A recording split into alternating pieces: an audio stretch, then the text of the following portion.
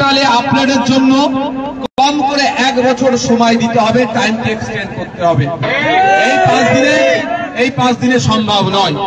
দ্বিতীয়ত আমরা যে দাবি রেখেছি আমাদের এই ফোরামের পক্ষ থেকে যে সরলীকরণ করতে হবে, যে পেপারগুলো চাইছে 46 ধরনের ডকুমেন্টস চাইছে, সেটা ইচ্ছাকৃতভাবে তারা ডিস্টার্বে ফেলার জন্য অন্যায়ভাবে মুসলিম সম্প্রদায়ের পূর্বপুরুষের শুধু রেখে যাওয়া নয়, আপনারা জেনে রাখুন এই ওয়াকফ সম্পত্তি অনেক, এই ওয়াকফেও সম্প্রীতির বার্তা বহন করে।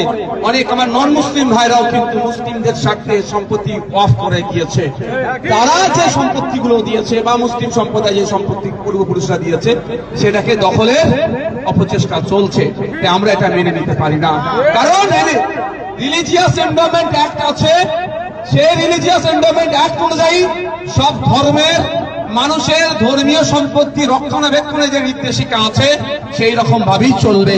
শুধুমাত্র মুসলিম হওয়ার জন্য, মুসলিম ধর্মের অনুসারী হওয়ার জন্য তারা তাদের ধর্মীয় সম্পত্তি রক্ষণাবেক্ষণ করাটা কেন্দ্র সরকার যদি তার সংখ্যার জোর দেখিয়ে সংবিধানের একাধিক ধারাকে আক্রমণ করে নামানোর চেষ্টা করে, তাহলে আমরা সেটা মেনে নেব না, আমরা মানতে পারি না। আমরা দাবি চেয়েছি সরলীকরণের, আমরা দাবি তুলছি আপনার এটা টাইম এক্সটেন্ডের, আমরা দাবি তুলছি যেটা হেবা মৌখিক হেবা করেছে ওয়াকফ বোর্ড সেটাকে ইসি নাম্বার দিক, এনরোল করে সেটাকে তার অন্তর্ভুক্ত করুক। আমরা দাবি তুলছি যে ওয়াকফ বোর্ডে যে ঘুঘুর ভাষা হয়েছে, দুর্নীতি হয়েছে, সেই দুর্নীতিগুলোকেও বন্ধ করতে হবে। বন্ধুগণ, আমাদের প্রতিনিধিদের পক্ষ থেকে ডেপুটেশনে যাব।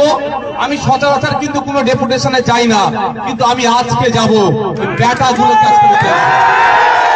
আপনারা জানেন আমি কিন্তু ডেপুটেশনে যাই না, আমি বক্তব্যের জায়গাতেই থাকি, কিন্তু আমি আজকে ঢুকবো, কে আছে আমিও দেখবো চুরি কিভাবে।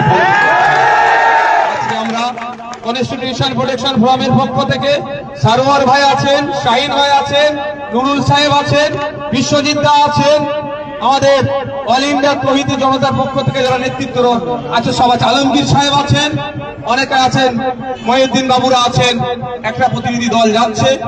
বাকি এখানে আমাদের কুতুব ভাই আছেন, যারা আছেন আপনাদেরকে এখানে তারা সংক্ষিপ্ত আকারে বক্তব্য দেবে, আর আমরা ভিতরে ডেপুটেশন দেবো, কথাবার্তা বলবো।